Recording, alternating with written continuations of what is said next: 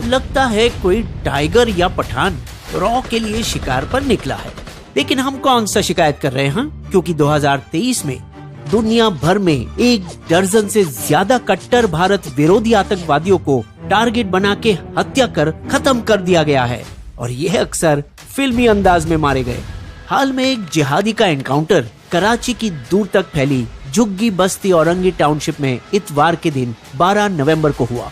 रहीमुल्लाह तारिक, जैश ए मोहम्मद के सरताज और भारत के मोस्ट वांटेड आतंकवादी मौलाना मसूद अजहर का खास साथी एक धार्मिक सभा में हमेशा की तरह भारत और कश्मीर के खिलाफ अपनी भड़कीली भाषण देने जा रहा था। तब कोई अज्ञात लोग उसके करीब आकर इतनी गोलियां चलाई कि वो वही मरकर गिर पड़ा।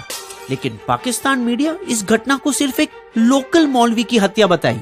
इसके 3 दिन पहले 9 नवंबर को लश्कर तायबा में भर्ती का इंचार्ज अकरम खान उर्फ अकरम गाजी, जो कि एक अहम निशाना था, बाइक सवार बंदूक से लेस हथियारों द्वारा खैबर पख्तूनख्वा के बज्जाउर जिले में मारा गया था। यहाँ भी पाकिस्तानी मीडिया उसे सिर्फ एक मुअज्जिम बताया, वो जो नमाज पढ़ने के लिए आजान देता है, जबकि पाकिस्तानी सरकार इन मौतों को स्वीकार करने से भी इनकार कर दिया। साथ रहिए, हम बताएंगे क्यों, और वजह सुनकर आप हंस हंस के लोटपोट हो जाएंगे। लेकिन इससे पहले प्लीज वीडियो को लाइक करें और बिस्बो को सब्सक्राइब, और याद रहे अपनी टिप्पणी जरूर लिखिएगा। अब सुनिए पूरी कहानी। इस अक्रम से पहले एक अन्य लश्कर कमांडर ख्वाजा शाहिद उर्फ मियां मुजाहिद को मरवाया गया, जिसने फरवरी 2018 में एक फिदाइन स्क्वाड को भारतीय सेना की वर्दी पहनाकर AK-56 rifle, under barrel grenade launcher और ढेर सारी गोली बारूद से लेस सुबह होने से पहले जम्मू कश्मीर लाइट इन्फेंट्री के 36 ब्रिगेड के सुंजावन मिलिट्री कैंप पर हमला किया, जिसमें 5 जवान और 1 नागरिक शहीद हुए और 10 लोगों, जिसमें औरत और बच्चे भी शामिल थे, घायल हुए। जवाबी हमले में भारतीय सेना ने 3 आतंकवादियों को मार गिराया, लेकिन मुजाहिद किसी तरह से भाग निकला। लेकिन भागेगा कब तक? 5 साल बाद नवंबर 2023 में कुछ अज्ञात आदमियों ने उसका अपहरण किया, पाकिस्तान द्वारा कब्जा किए हुए कश्मीर की नीलम घाटी में पकड़कर उसे जोरों से टॉर्चर किया। फिर 3 दिन बाद उसका सर कटा हुआ बदन मिला पाकिस्तान की ओर LOC के पास, समझो जैसे वो बाकी आतंकवादियों को पैगाम भेज रहे हो। इस क्रूर हत्या ने पाकिस्तानी जासूस एजेंसी इंटर सर्विसेज इंटेलिजेंस को हिलाकर रख दिया। इसके 1 महीने पहले अक्टूबर में एक जनजाति बुजुर्ग दाऊद मलिक, लश्कर के मुंह बोले संस्थापक और मसूद अजहर के खास, एक डॉक्टर के क्लिनिक में थे उत्तरी वजीरिस्तान के आदिवासी जिले मिराली इलाके में, जब अज्ञात नकाबपोश बंदूक के साथ रूम में जबरन घुसे और उसे वही उड़ा डाले। जिस रफ्तार से वो अंदर घुसे थे, उसी रफ्तार से वो आसपास की पहाड़ियों में गायब हो गए। उसी महीने के कुछ दिन पहले 53 साल के शाहिद लतीफ उर्फ छोटा साजिद भाई पर वार हुआ। 4 सदस्य फिदाइन दस्ते का कथित हैंडलर, जिसने जनवरी 2016 में पठानकोट एयरबेस पर हमला किया था, जिसमें भारतीय एयरफोर्स के 7 जवान शहीद हुए थे, वो सियालकोट के दसका शहर में नूर मदीना मस्जिद से सुबह की नमाज पढ़कर बाहर निकल रहा था, जब 3 बाइक सवार बंदों ने गोलियों की बौछार से लतीफ और उसके भाई को जहन्नम भेज दिया, जिस हमले में एक और भी घायल हुए। लतीफ एक अहम टारगेट था। वो उन 40 आतंकवादियों में से थे जो कश्मीर की हजरत बल दरगाह में अक्सर शरण लिया करते थे। 1993 में आर्मी ने दरगाह को कई दिन तक घेर भी लिया इस हरकत को रोकने के लिए, मगर मजबूरन उन सभी को महफूज जाने देना पड़ा। दरगाह और वहाँ रखे पवित्र अवशेष की सलामती के लिए पैगंबर मोहम्मद के दाढ़ी के बाल है। लेकिन 1 साल बाद लतीफ को कश्मीर घाटी से गिरफ्तार करके जम्मू के कोट बलवाल जेल भेजा गया, जहां उसकी दोस्ती हुई मसूद अजहर से, जो आगे जाकर जैश की स्थापना करी। जबकि मसूद अजहर को 1999 में रिहा कर दिया गया। अगवा किए गए इंडियन एयरलाइंस विमान IC-814 के 154 यात्रियों के बदले में लतीफ 16 साल तक जम्मू जेल में ही सड़ता रहा, जिसके बाद उसे 2010 में अटारी वाघा बॉर्डर से निर्वासित किया गया।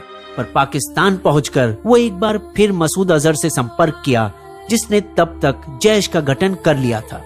जांच एजेंसियों को लतीफ की उंगलियों के निशान मिले 12 सितंबर 2023 के कोकरनाग मुठभेड़ के संबंध में भी, जिसमें 2 भारतीय सेना के अफसर और एक पुलिसकर्मी शहीद हुए थे। पिछले महीने सितंबर में लश्कर कमांडर रियाज अहमद उर्फ अबू कासिम कश्मीरी पीओके में लश्कर के संचालन और भर्ती का संभालने वाला और जनवरी 2023 में हुए जम्मू कश्मीर के राजौरी हमले के पीछे जुम्मे की नमाज अदा कर रहा था अल कुद्दूस मस्जिद के अंदर पीओके के रावलकोट इलाके में, जो भारत के पूंछ सेक्टर के कुछ ही किलोमीटर की दूरी पर है, जब हमलावर नमाजियों के भेष में उसके पास आए और पॉइंट ब्लैंक पर गोली मारकर उसकी हत्या कर दी। उसी सितंबर कराची में लश्कर ताइबा के आतंकी मौलाना जियाउर रहमान और मुफ्ती कैसर फारूक को अलग अलग मौकों पर मारा गया बाइक सवार हमलावरों से। मई में खालिस्तान कमांडो फोर्स के चीफ परमजीत सिंह पंजवार लाहौर में अपने घर के पास सुबह की सैर पर थे, जब अज्ञात बाइक सवार हमलावरों ने उन्हें गोलियों से भून दिया। नई दिल्ली के मोस्ट वांटेड लिस्ट के 1 दर्जन से ज्यादा आतंकवादी जो ताल्लुक रखते थे लश्कर, हरकत, जैश और खालिस्तान से, वो पिछले 1.5 साल में एक करके पाकिस्तान की मिट्टी पर रहस्यमय तरीके से मारे गए। अनौपचारिक रूप से पाकिस्तानी अधिकारी एक दुश्मन देश की खुफिया एजेंसी उर्फ भारत के रॉ को दोषी ठहराते हैं और दावा करते हैं कि इस एजेंसी ने अपना बेस बनाया एक गल्फ देश में यूएई की तरफ इशारा करते हुए, और पाकिस्तान में स्थानीय एजेंटों का एक नेटवर्क बनाया, जिसमें से कुछ पहले पाकिस्तानी जांच एजेंसियों में काम कर चुके दरकिनार किए गए नाराज लोग थे। ये अनुमान उन्होंने यूं लगाया क्योंकि रहीमुल्लाह तारिक के हमलावर औरंगी बस्ती के छप्पे से वाकिफ थे और लतीफ के हमलावरों के चेहरे जाने पहचाने लगे, क्योंकि जब बाइक पर वो सियालकोट मस्जिद के पास पहुँचे तो कोई उन्हें अजनबी नहीं समझा और न ही किसी को शक पैदा हुआ, और हत्या के बाद भी वो आसानी से भाग गए जैसे वो उस इलाके को जानते थे। और उनका ये भी सवाल है कि इतने सारे टारगेटेड हत्याओं के बावजूद किसी भी संगठन ने इसकी जिम्मेदारी क्यों नहीं ली। पाकिस्तानी खुफिया सूत्रों के अनुसार नई दिल्ली को कई आतंकवादियों के ठिकाने पता है और ये जानकारी उसने इस्लामाबाद को बार बार बता चुकी है, नाम पते के साथ, ताकि इस्लामाबाद कुछ एक्शन ले। और अब भी उन पर लगातार नजर रखी जा रही है और इन्हीं में से कई लोगों को अज्ञात हमलावरों ने गोलियों से छल्ली किया। पाकिस्तान ने फिर भविष्यवाणी लगाई कि इस बार लाहौर स्थित ISYF प्रमुख लखबीर सिंह रोडे, जरनैल सिंह भिंदरनवाले का भतीजा, रॉ की हिट लिस्ट का अगला निशान बनेगा, क्योंकि वो पंजाब में नशे का आतंक फैलाने और पाकिस्तानी हथियारों और गोली बारूद की तस्करी करने का अव्वल है। भारतीय इंटेलिजेंस ने पाकिस्तान को कई बार रोडे के बारे में खबर दी है कि वो कहाँ रहता है और किस गुरुद्वारे में जाया करता है, और मांग रखी, रोडे भारत को सौंप दो ठाकुर। और मानो के इशारे पर 1 दिसंबर को दिल का दौरा पड़ने से उसकी मृत्यु हो गई। अब भारत का इसमें क्या हाथ है? पाकिस्तानी IB का दावा है कि रॉ अफगानिस्तान इंटेलिजेंस के साथ मिले हुए हैं और अफगान शहर स्पिन बोल्डक में एक आतंकवादी ट्रेनिंग कैंप से ये खेल चला रहे। वैसे भारत मौके का फायदा उठा सकता है, खासकर अब जब अफगानी तालिबान सरकार और पाकिस्तान के ISI के रिश्ते में दरार आ गई है। कई मतभेदों के कारण डुरांड लाइन पर विवाद की वजह से उग्रवादी समूह TTP के पाकिस्तान में आतंकी हमले से जुड़े और लाखों अफगान रेफ्यूजियों की जबरन और अचानक निर्वासित किए जाने के कारण, हालांकि औपचारिक तौर पर पाकिस्तान और उसकी धरती पर पले जाने वाले बैंड आतंकवादी संगठन इन हथियारों पर मुंह में दही जमाकर बैठना पड़ रहा है। इसीलिए क्योंकि जमकर दबाव है आतंकी फाइनेंसिंग और मनी लॉन्ड्रिंग पर अंतरराष्ट्रीय निगरानी संस्था फाइनेंशियल एक्शन टास्क फोर्स से, जिसकी प्रतिबंधों ने पाकिस्तान की पहले से डुलमुल अर्थव्यवस्था को फटकारा और उसे पिछले अक्टूबर में ही 4 साल के बाद अपनी ग्रे लिस्ट से बाहर निकाला। राहत तब मिली जब पाकिस्तान अपने टुकड़ों पर पल रहे आतंकी संगठनों के खिलाफ कार्रवाई करने का वादा किया और सबूत के तौर पर लश्कर कमांडर साजिद मीर को जेल में डाला। लेकिन पिछले दिसंबर की शुरुआत में उसे भी अस्पताल ले जाकर वेंटिलेटर पर रखना पड़ा, कथित तौर पर जहर दिए जाने के बाद। पाकिस्तान के पास अब चुप रहने के अलावा और कोई चारा नहीं, जब कथित तौर पर भारत उसके गोद में बैठे आतंकवादियों को खल्लास करता जा रहा है। हत्याओं का यह सिलसिला मध्य 2021 में सुर्खियों में आया, लाहौर में लश्कर के संस्थापक और 2008 मुंबई हमले का मास्टरमाइंड हफीज सईद के जान पर एक असफल प्रयास के बाद। लेकिन इसके बाद के कई सफल हत्याएं जो हुई, द इंटरसेप्ट बताती है गुप्त दस्तावेजों के हवाला देते हुए कि पाकिस्तान इंटेलिजेंस ब्यूरो भारत के डेथ स्क्वाड से कांपने लगे थे, पर जिसका अस्तित्व भारत पुरजोरों तरीके से नकारता आया है।